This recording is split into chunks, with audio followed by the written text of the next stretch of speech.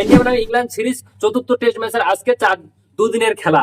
তো ভাই team India শুধুমাত্র 358 রানে পুরা প্যাকেট হয়ে গিয়েছে। তো 318 রানে একটা ছোট রান কিন্তু না, কম বেশি বড়ই রান, ঠিক আছে। কিন্তু এইখানে আমাদের বোলিংরা যেভাবে পিটতেছে, যাগুলো কি হবে যা বলার কথা না।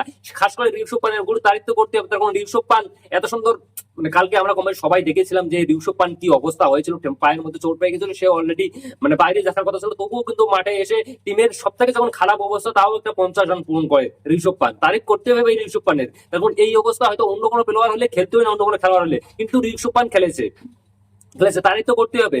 তো এখন ভাই 358 রান আমরা করেছি, অলরেডি 220 রান ঠকে দিয়েছে ইংল্যান্ড 44 ওভারে 2 উইকেটের লোকসানে। আমরা যদি এইখান থেকে শুধুমাত্র 138 রান লাগে ইংল্যান্ডকে, এখন 8 উইকেট হাতে পড়ে আছে ইংল্যান্ডের। ভাই ইংল্যান্ড যে মানে রান যে লিড করতেছে এটা কনফার্ম, তখন ইংল্যান্ড কত রান লিড করবে সেটা কমেন্ট করে অবশ্যই একটা আন্দাজা করে দাও।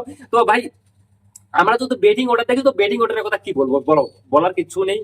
যা রবীন্দ্র জাদেজা থেকে সবাই কম বেশি সবাই ফলক শো করেছে। সাই সুদর্শন আর যদি ঋষভ পানকে আমরা ছেড়ে দিই, কম বেশি কিন্তু সবাই ফলক খেলেছে। শার্দুল ঠাকুর হয়তো নীতিশ কুমার রেড্ডির রিপ্লেসমেন্ট আসছে, খুব ভালোই খেলেছে শার্দুল ঠাকুর। এইখানে আমরা যদি দেখি তো আমাদের বোলিং, ভাই বোলিং আমরা তো নতুন একটা বাচ্চা পাচ্ছি, কিন্তু কাজের কাজ কিছুই হচ্ছে না। তার যদি নতুন প্লেয়ারটার যদি ইকোনমি দেখি, তো আমরা যদিও একটা উইকেট পেয়েছি, ইকোনমি 5, মোহাম্মদ সিরাজের ইকোনমি 5, ভাই শার্দুল ঠাকুর ইকোনমি 7, রবীন্দ্র জাদেজার ইকোনমি 4। গুরু সত্যি সেই পিটানি দিয়েছে ইংল্যান্ড আজকে, যা বলার কথা না হয় ওয়ানডের পিটানি দিয়েছে।